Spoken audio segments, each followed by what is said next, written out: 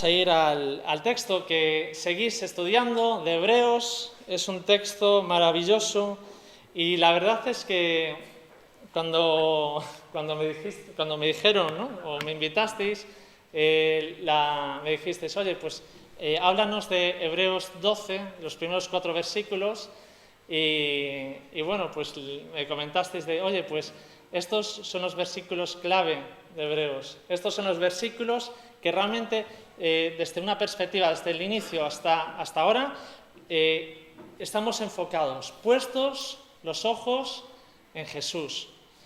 Y la verdad es que para mí es una presión fuerte, ¿no? La primera vez que me invitáis y me toca también pues el poder tocar estos versículos. Me gustaría que pudiéramos leerlo. Versículos del capítulo 12, del 1 al 4. Por tanto, nosotros también, teniendo en derredor nuestro tan grande nube de testigos, despojémonos de todo peso y de todo pecado que nos asedia,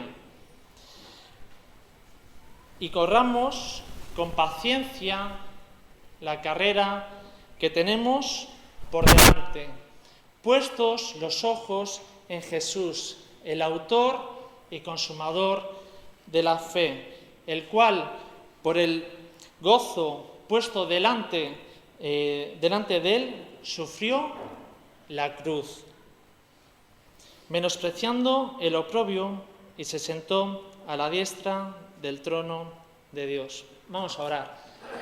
Señor, gracias por tu palabra, gracias porque esta imagen, Señor, pues es grande, Señor. Esta imagen nos da mucha paz, Señor. Gracias porque podemos ver cómo tú estás cuidando de nosotros. Vemos cómo tienes ese cuidado, Señor. Y te pedimos que nos hables, Señor, en esta mañana, que también me des palabras para poder explicar este texto, Señor. Gracias por poderlo compartir hoy, esta mañana. En nombre de Jesús, amén.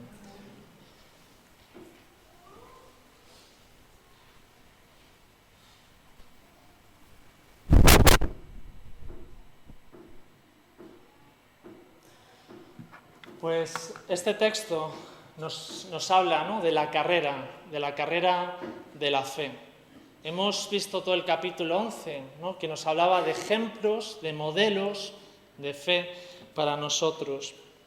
Cuando nosotros emprendemos un viaje, cuando empezamos a caminar y vamos a caminar durante varios días, sea un peregrinaje, sea una excursión, una de las cosas que antes hacemos es prepararnos, ¿verdad? Nos preparamos para ese camino, para ese viaje. Llevamos maletas, llevamos mochilas, y en este viaje, en esta carrera de la fe, también tenemos que prepararnos.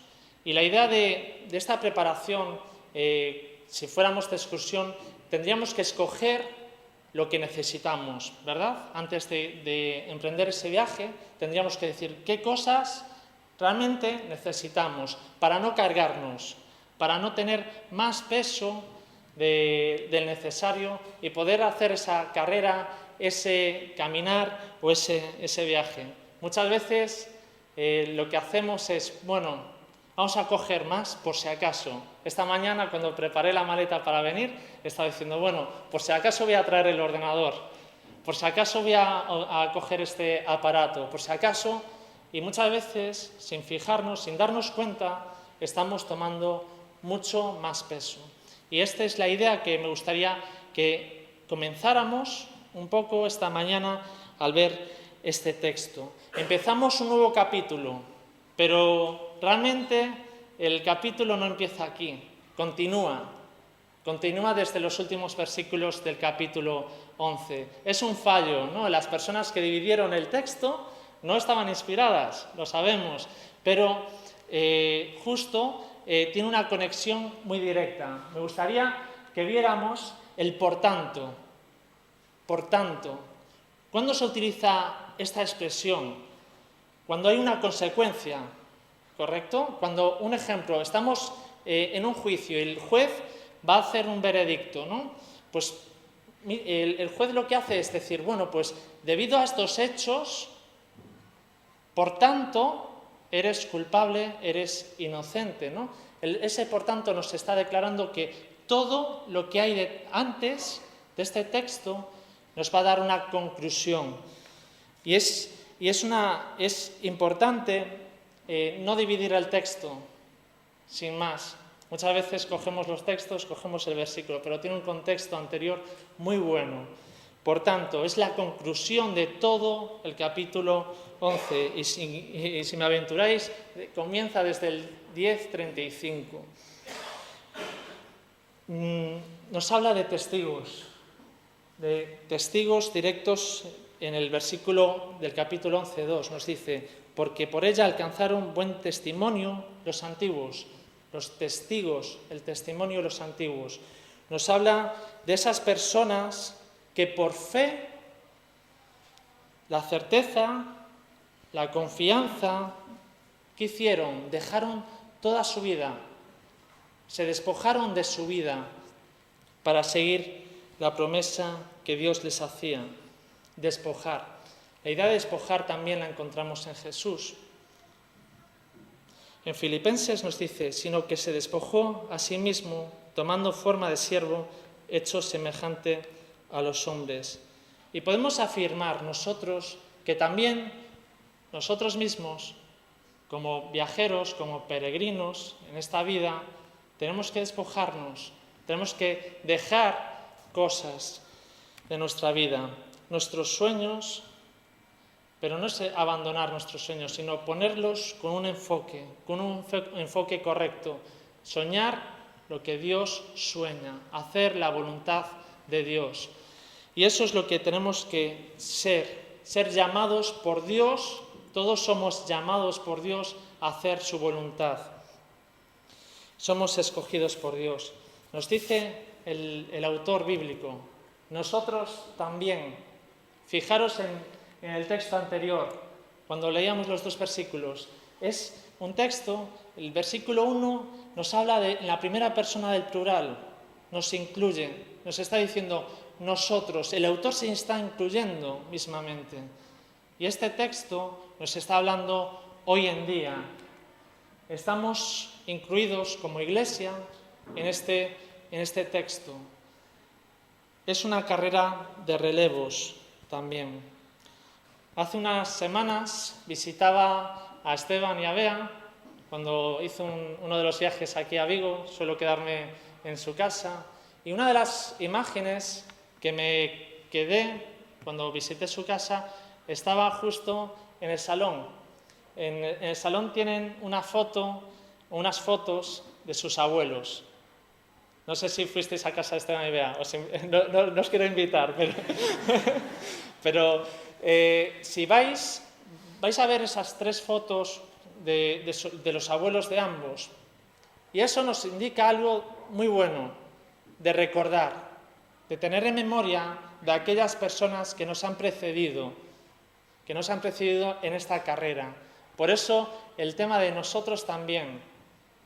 Hay personas que nos han precedido en la historia, personas que trajeron el Evangelio aquí y que ahora mismo nosotros somos esos portadores. Y es importante el ver cómo esas personas han sido fieles a Dios, fueron llamadas por Dios, pero al mismo tiempo, ahora nosotros tenemos un papel muy importante. Somos llamados al mismo tiempo. Nosotros también. Teniendo en derredor nuestro tan grande nube de testigos. El verbo tener está en una forma de gerundio, ¿verdad? Y los gerundios, ¿qué nos indican? Una acción no terminada, una acción que todavía continúa y lo maravilloso de la palabra de Dios es que todavía está continuando. Nosotros somos continuadores de esa obra sin concluir. Una nube, nos dice, nos presenta una nube, teniendo en derredor nuestro tan grande nube de testigos. Una nube es como la niebla, una niebla espesa. Cuando estamos en la carretera y de repente pues, la nube baja y nos cubre toda la niebla, no podemos ver más allá, ¿verdad? Vemos como mucho a lo mejor 2 o 3 metros y vemos como esa nube de testigos está alrededor nuestra. Todos estos testigos, a lo largo de la historia, podemos decir que millones y millones de testigos están en esta carrera con nosotros hoy en día. Lo único que han dejado su relevo a nosotros, han dejado ese relevo cada uno, pero ellos todavía siguen esa carrera con nosotros, teniendo alrededor nuestro tan grande nube de testigos. Nuestra época es actual, no es la de hace 2000 años, ni la de 1000, ni la de hace 50. Estamos actualmente en la obra, todos los que estamos aquí estamos llamados a trabajar en la obra. Da igual el lugar donde estés, da igual que estés en el púlpito, que estés sentado. Estamos llamados todos, cada uno de nosotros, a esa obra para continuar. Y en el día de mañana, un día nos tocará también dejar ese relevo a las personas que nos van a continuar. Y la idea central de este texto, lo que no nos podemos olvidar, lo que nuestro autor nos quiere decir es: hermanos, corramos con paciencia la carrera que tenemos por delante. Corramos con paciencia. ¿Qué nos quiere decir esta frase? Corramos con paciencia. Es una carrera de fondo, es una carrera larga, es una carrera que a lo mejor no se concluye con nuestra vida. Es una carrera que va a continuar. Y hace falta prepararse, y prepararse bien. Hay que prepararse físicamente, ¿no? Para una carrera, para un maratón. Si tuviéramos ahora mismo que correr una maratón de 42 kilómetros, imaginémonos, mañana, lunes, tenemos que hacer una maratón de 42 kilómetros. Pues ninguno de nosotros estaría preparado para correr esa maratón. Físicamente ni psicológicamente. 42 kilómetros desgasta mucho. Y el texto nos está invitando a que corramos con paciencia, nos está preparando a que corramos con paciencia la vida que tenemos por delante. Me gustaría invitar a 2 personas del mundo del deporte hoy, a Usain Bolt y también a Stephen Kiprotch. Lo siento por mi pronunciación, seguramente mala. 2 atletas, 2 personas que están preparadas físicamente para dar lo máximo, 2 campeones olímpicos, pero de 2 diferentes modalidades. Bolt es el atleta más rápido que podemos decir que hay actualmente en el mundo.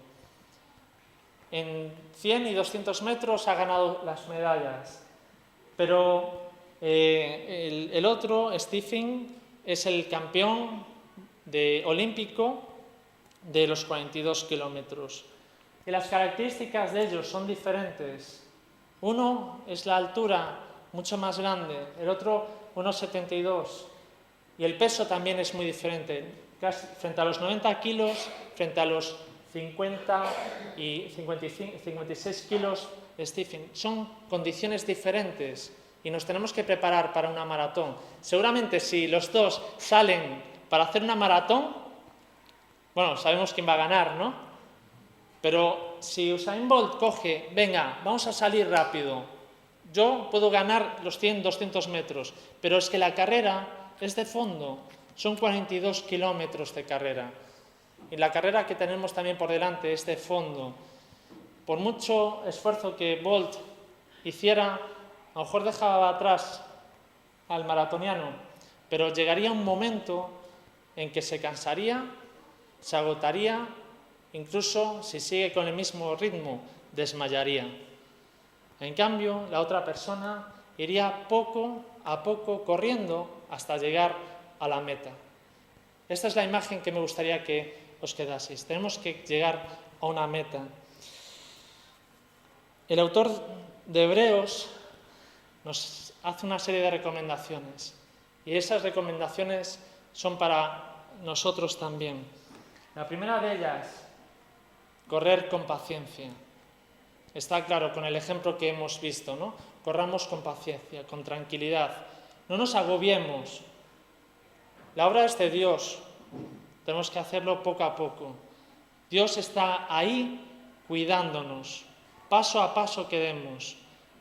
Tenemos que tener confianza, no tenemos que dar una celeridad grande, pero nos dice que corramos. Entonces, ¿qué se entiende? No es ir andando, no es que andemos, es que corramos. Tener la presencia de celeridad, pero al mismo tiempo que lo hagamos midiendo nuestras fuerzas. Corramos con paciencia, no desgastándonos en el primer momento de la carrera. Después, el segundo es mirar hacia adelante.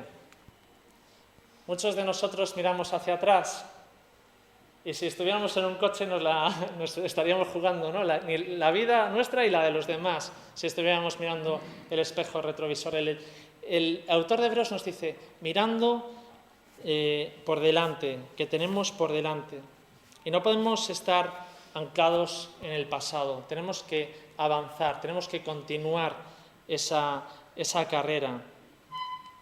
Pero también nos está diciendo que no nos desviemos de dirección por delante, nos está diciendo un camino, tenemos que seguir hacia adelante, que no retrocedamos, es lo que nos está diciendo. Oye, tenéis una carrera por delante, no la tenéis por detrás. Correr hacia adelante, hacia una sola dirección, que tampoco nos paremos, que nos detengamos. Hubo una historia en diciembre del año pasado de un atleta que le faltaban 10 metros, 20 metros para llegar a la meta. Y ya se confió, ¿sabes? Y de hecho ya dejó de mirar hacia adelante. Ya estaba saludando casi ya a sus espectadores. Pero de repente vino otra persona por detrás y le podía haber ganado, pero entendió, esta segunda persona, Iván Fernández, entendió de que, bueno, pues se despistó, se olvidó de mirar hacia adelante. Y lo que hizo fue señalarle la meta está allí, ¿sabes? Y le empujó, ¿sabes? Quedando segundo le estuvo empujando hasta llegar a la meta. Es una imagen de decir, oye, no perdamos ese sentido, centrémonos hacia adelante. El tercer consejo que el autor de Hebreos nos dice, despojémonos de todo peso y del pecado que nos asedia, pero me gustaría que dividamos estas dos palabras, peso y pecado. El peso, cuando empezábamos os decía, si hiciéramos un viaje, ¿qué cosas cogeríamos? Si tenemos que hacer una carrera larga, nos tenemos que librar de todas las cosas que son innecesarias, cosas que no nos van a servir en la carrera. Y el autor de Hebreos nos está diciendo esto, oye, despojémonos, quitémonos, despistámonos de todas las cosas que realmente no son de la carrera. Y esto es lo que nos está diciendo, despojémonos de peso. ¿Y qué cosas tenemos que despojarnos? Pues me gustaría centrarme en las prioridades de nuestra vida. Prioridades que no están en la meta y en la mente del Señor. Prioridades que a lo mejor no son malas, de por sí no son malas, pero lo que hacen es distraernos y tomar peso que no nos corresponde y tomar pesos que a lo mejor lo que están haciendo es debilitando a nuestra familia, a nuestra iglesia. Un ejemplo, si yo quiero comprar un coche, o cambiar de coche, mejor dicho, quiero cambiar de coche. Y digo, bueno, pues, ¿qué coche voy a cambiar? Pues puedo tener una buena gama, ¿no?, de vehículos. A mí seguro que me decís, compra Citroën, ¿no?, por estar en Vigo. Pero podemos decir, bueno, pues puedo comprarme un coche de 5.000 euros de segunda mano, puedo comprarme un coche de 10.000 euros, puedo comprarme un coche de 30.000 euros. Ojo, el coche de 30.000 euros va a conllevar un sacrificio, va a conllevar tiempo de trabajo que después lo tendré que quitar de otras áreas de mi vida. Y el problema de esto es que muchas veces lo que estamos es restando las prioridades que Dios nos está dando. Dios no nos está diciendo que es malo comprar un coche de 30.000 euros, pero sí lo que nos está diciendo es que estamos tomando un peso mayor y lo estamos desviando del lugar. En vez de a lo mejor involucrarnos en nuestra casa para poder tener una familia cristiana, para también involucrarme en la iglesia, con los jóvenes. Es que necesitamos despojarnos de ese peso para poder invertir en otros. Tenemos que también, el autor nos dice, despojémonos del pecado que nos asedia. Y antes hablaba de que no nos carguemos, pero también muchas cargas que podemos llevar pueden ser pecaminosas. Y me voy a explicar. Por ejemplo, si yo compro una casa mucho más mayor o mucho más alta y eso para mí lo que quiero es tener más, eso es un pecado. Si quiero tener más, se llama codicia. Quiero tener más a lo mejor por envidias. A lo mejor muchos pesos esconden por debajo algo de pecado. También el autor nos está hablando de cualquier otro pecado, de pecados que todos, y si nos miramos a nuestro interior, cometemos, pecados que se solapan en nuestra vida. Conocéis la imagen, ¿no? En una roca hay a veces unos moluscos que son las lapas, ¿verdad? Los visteis, ¿no? En la playa. Pues el pecado es como una lapa que se solapa en nuestra vida. Es una lapa que es difícil eliminar, que es difícil quitar. No solamente es difícil, sino que duele quitarlo. Duele mucho. Hay una imagen también de C.S. Lewis en uno de los relatos de Crónicas de Narnia. Un niño que comete un robo, al final se convierte en un dragón. Y cuando el niño quiere quitarse de ese peso, Aslan, el león, que es un poco la imagen de Jesús, lo que hace es cogerle, agarrar la piel del dragón y tirar fuerte.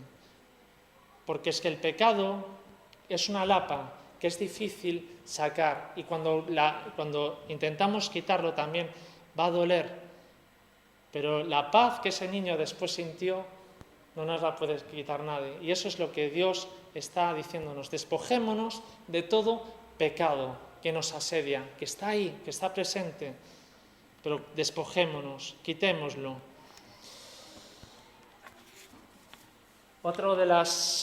Siento que no funcione muy bien. Otra de las recomendaciones nos dice tener los ojos puestos en Jesús. Y es el lema de todas estas exposiciones de Hebreos. Cuando corremos, tenemos que tener fijada la meta. La meta es Jesús. Todas las cosas, correr con paciencia, mirar adelante, despojándonos de todo peso y del pecado. Si no tenemos puestos la mirada en Jesús, de nada sirve. Es Jesús quien nos libra de todo pecado. Es Jesús quien nos da la dirección. Es Jesús la que también nos ayuda de todo peso. Tenemos un gran modelo, nuestro guía es Jesús. Y es poner nuestro objetivo en la vida a identificarnos con Jesús. Nos dice Mateo 10, 22, mas que el que persevere hasta el fin, éste será salvo. Nos dice también 1 de Pedro, obteniendo el fin de vuestra fe, que es la salvación de vuestras almas. El fin es Jesús. ¿Y qué podemos aprender de Jesús? Podemos aprender que es el autor, el texto nos dice el autor y el consumador de la fe. Es el que inició todo. Lo podemos ver en Hebreos 11. En Hebreos 11 nos dice: por la fe entendemos haber sido constituido el universo por la palabra de Dios. El Verbo, la palabra, se hizo carne y habitó entre nosotros. Jesús es el que inicia y el que consuma esa fe. Nuestra fe tiene que estar en Jesús. Pero Jesús también tenía una esperanza futura. Por eso nos dice que a pesar de lo oprobio, a pesar de las dificultades de su vida, Jesús tenía puesta la mirada también en algo mucho más incorruptible, en algo que no perece, en algo eterno. Tenía puesto la mirada en esa esperanza de sentarse, de volver a estar junto a Dios en el trono. Nos dice 1 Corintios: ustedes saben que en una carrera no todos ganan el premio, sino uno solo. Pues nuestra vida como seguidores de Cristo es como una carrera, así que vivamos bien para llevarnos el premio. Los que se preparan para competir en un deporte dejan de hacer todo lo que pueda perjudicarlos y lo hacen para ganarse un premio que no dura mucho. Nosotros, en cambio, lo hacemos para recibir un premio que dura para siempre. Yo me esfuerzo por recibirlo, así que no lucho sin un propósito. Al contrario, vivo con mucha disciplina y trato de dominarme a mí mismo. Pues si anuncio a otros la buena noticia, no quiero que al final Dios me descalifique a mí. Los versículos 3 y 4 nos dice: considerad a aquel que sufrió tal contradicción de pecadores contra sí mismo, para que vuestro ánimo no se canse hasta desmayar, porque aún no habéis resistido hasta la sangre combatiendo contra el pecado. Ahora el autor nos está cambiando de posición. Antes estaba incluido, ¿verdad? Ahora nos cambia. Considerad. Nos está diciendo: vosotros considerad. ¿Vale? Nos está poniendo frente a Jesús, porque lo estamos considerando. Estamos viendo a Jesús. Estamos identificándonos con Jesús. Y lo que nos está diciendo básicamente es que Jesús ha sufrido mucho más de lo que todos nosotros podamos sufrir. Cuando llegue el sufrimiento, cuando llegue la desesperación, fijémonos en aquel, considerad en aquel que sufrió el oprobio. Fijémonos en Jesús, nuestro modelo. Y lo que nos está diciendo es que hay un propósito. Nos dice el autor: ¿para qué? Para que nuestro ánimo no se canse hasta desmayar. Y hay peligros de la carrera. Uno es desmayar, cansarnos, agotarnos y no hacer la carrera. Y ese es uno de los peligros que nuestra vida puede correr. Entonces el autor nos está diciendo: ánimo, Jesús ya ha corrido por nosotros, ya ha librado ese pecado. Nos dice: pues aún no habéis resistido hasta la sangre combatiendo contra el pecado. La sangre, y esto ya lo habéis visto seguramente en este libro de Hebreos, la sangre era síntoma de vida. En la vida, en la carne está la vida, no, en la sangre está la vida, no de la carne. ¿Recordáis? Lo que nos está diciendo es que Jesús fue quien combatió contra el pecado. Fue Él, Jesús, y lo venció, pero no nos puede esclavizar. Por eso nos dice: combatamos, luchemos, librémonos, porque el pecado todavía continúa. Continúa en nuestras vidas porque se solapa, y eso lo que nos hace, no nos permite seguir la carrera.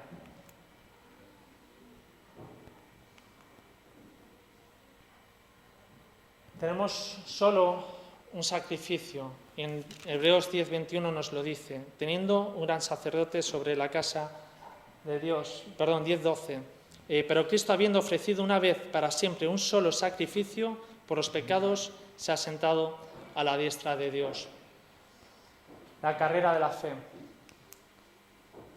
Tenemos que correr con paciencia, porque nos espera una gloria futura. Esperemos en esto, nos espera una gloria futura. Jesús prometió que en su casa iba a preparar una morada para ti y para mí. Tenemos que correr hacia adelante, que nada nos paralice. Sigamos adelante, que nada nos paralice o nos haga retroceder en esta carrera. Despojémonos de ese peso y de ese pecado. Las prioridades y el pecado nos sigue esclavizando. Y tener puestos los ojos en Jesús. Es el que libera de toda maldad. Ya hemos sido comprados. Hay una ilustración, y ya termino, que Martyn Lloyd-Jones explicó. Nosotros éramos esclavos, teníamos un amo que nos esclavizaba, nos maltrataba, nos trataba muy mal. Pero un día, el dueño de la casa de enfrente nos compró. Y ese dueño nos cuida, nos trata, nos sienta en su mesa cada día. Se preocupa por nosotros.